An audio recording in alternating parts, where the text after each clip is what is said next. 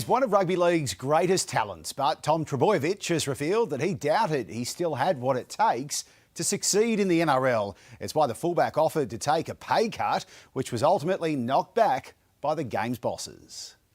A superstar of the NRL celebrating his 150th match. Tom Trbojevic was always going to spend the week in the spotlight. How does it feel this week to be the centre of attention celebrating that milestone? Oh look, I'll be trying to get as far away from it as I can. Now it's impossible to avoid after the extraordinary revelation Trbojevic asked the Sea Eagles for a $750,000 pay cut. Where does something like that come from?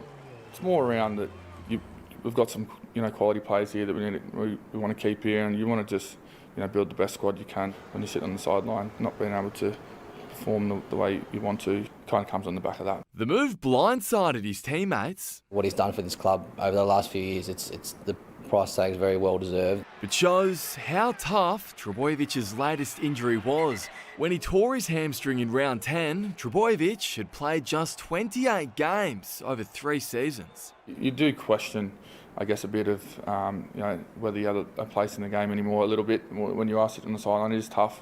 That pain is now in the past. The fullback has found red-hot form. I feel like it's some of the best footy I've been able to play in a long time. It's come at the perfect time. The Sea Eagles face the Bulldogs, then Sharks, fighting for a home final. Having secured that final spot, it's about now setting ourselves up for the best finals campaign we can have. And although that is the fullback's focus, after 10 seasons in the NRL, his milestone does bring him a smile. I don't really need to add to the occasion, but it'll be a special one for the family. Sam Jordan, 9 News.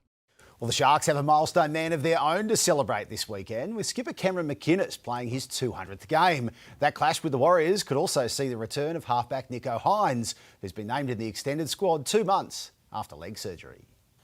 Cameron McInnes has taken a long and bruising journey to his 200th NRL game and wouldn't have it any other way. The highs are so high, but obviously there's some low times as well, but that roller coaster is just addictive. Despite putting his body on the line every week, the Sharks skipper is more motivated than ever to compete. I always want to give my best. If I don't, it's hard to live inside my head. You don't find yourself being like, oh yeah, I've played hard for 200 games sort of thing, because you're always like, what can we do better? And I think that's important though. I think once you sort of lose that, it gets a bit dangerous as a player.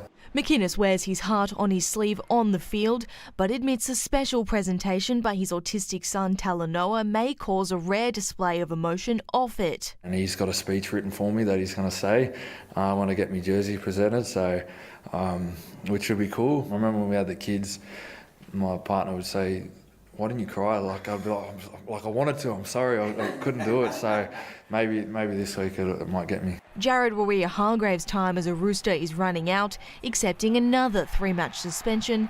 But teammates don't want him to curb his aggression come finals. Whenever we have him out there with us, we feel so confident. There's only a couple of games left for Jared here at the club, so from to miss another 3 games for us is he's really disappointed in himself, but we're going to get him back for the finals, and that's when we need him the most. Nicole Dunn, 9 News.